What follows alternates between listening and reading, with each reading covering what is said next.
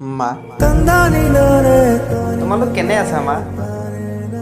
মোৰ ভালেই দিয়া। মোৰ কথা ভাবি ইমান চিন্তা নকৰিবা।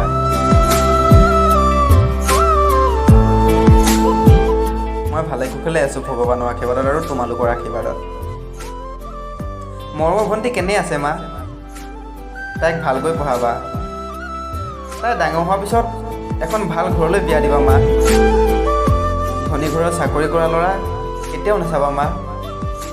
কাৰণ ধনী ঘৰত চাকৰি কৰা মানুহে সময়ৰ মূল্য আৰু মৰম ভাল পোৱা বুজি নাপায়ো মা।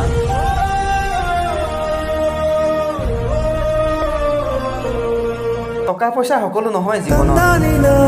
টকা পইচাৰেতো তাই মনৰ পচন্দৰ সকলোবিলাক বস্তু আৰু প্ৰয়োজনীয় সকলোবিলাক বস্তু কিনি ল'ব পাৰিব, কিন্তু টকা পইচাৰে সুখ কেতিয়াও কিনিব নোৱাৰে মা।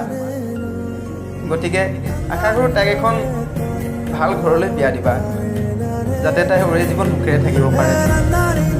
মই আকৌ কৈছোঁ মা, মোৰ কথা ভাবি তোমালোকে সিমান চিন্তা নকৰিবা।